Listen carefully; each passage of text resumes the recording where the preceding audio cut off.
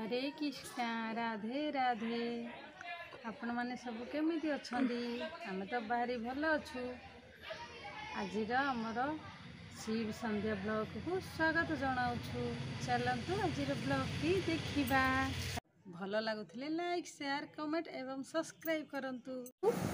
आज गोटे face pack बनैबा Multan माटी पकईदेवा तापर पकईबा टमाटो रस तापर पकईदेवा कॉफी पाउडर आपणकर स्किन की जदि सूट करता ताहले लेंबू रस पकाइबे कहीं मो स्किन की सूट करूनी मु लेंबू रस लगाएनी मते ठंडा धर दिए तापर गोले दे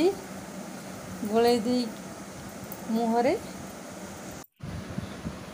तापर हाथ रे लगाई नेबे ब्रश थिले ब्रश साहाय्य लगेबे कहीं मोर ब्रश नहीं तेणु मु हाथ रे लगाई दिए तापर अध घंटा छाड़ी मुह को धोईदेवे। चलतु गछरे औषध पकाइबा गोटे बाल्टी रे 2-3 टोपा औषध नेली तापर बटिका 2टी नेली पानी 2 डबा पकाई ताकू गोली देवे तापर औषध गछरे छिंचिबा। आमर तो मेसीन नहीं मु ब्रश रे छिंचुजी आपण मानकर मेसीन थिले मेसीन रे छिंचिबे। औषध 8 दिन रे थरे न पकईले से फसल फलेनी। देखंतु बैगण मकमली सबू जाके पका हब टिके टिके करी छिंचिबे आ। देखंतु मोर ब्रश केमती 2 गड़ी हो गला। मोर मेसीन अच्छी तथापि मु ब्रश रे ही पकाए सार नहांती ना मु से बनै पारेनी से बनै की देले मु पकाए आ। चलतु एबे सबू गछरे टिके टिके औषध पकई दबा तथापि चेष्टा करी करी धरी पकई देली चेष्टा कले सबू सफल हुए। चलतु कलरा गछरे भी औषध पकई दबा कहीं कलरा 2-3 थर फलिले औषध न पड़े कलरा किसी बाहरुनी। एपटे देखंतु टगर गछ पूरा खुंटा बड़ टगर किंतु पोक खाई जाइछि किछि फूल फुटेनी। ये भी साना टगर औषध पकेले ही फुटे नहले किछि फुटेबनी पूजा पाई टिके फूल।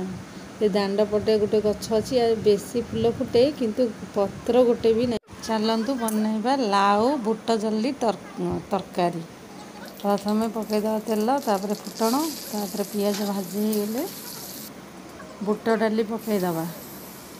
बुट डाली भाजी हो गला परे ताको घांटिबा मसला पकईकी मसला डाकू भाजीबा भाजी आसिले हलदी लुण पकईबेनी हलदी पकईदेवे तापर लाउ पकईदबा लाउ पकई घोड़ाई दबा टिके भाजी हो आसला परे तापरे पानी देई ताकू बसई दबा फुटी आसिले टमाटो ता ऊपर लुण पकई दबा लुण स्वाद अनुसार तापर 5 मिनट घोड़ाई देले प्रस्तुत हो गला हमर लाउ तरकारी।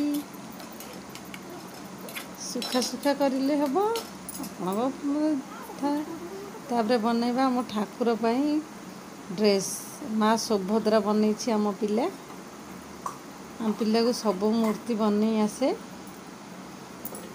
किंतु एबे से पढ़ा जो से बनैनी टाइम पाई बनौछि गोटे गोटे आ मते कहला मम मोर टिके सिलाई दियो ड्रेस मु तार ड्रेस सिलाई देली माँ सुभद्रा पाई। देखंतु हमर ड्रेस हो गला देखंतु छोट मूर्ति किंतु भारी सुंदर केते बढ़िया आम पिला कृष्ण राधा बनैछि।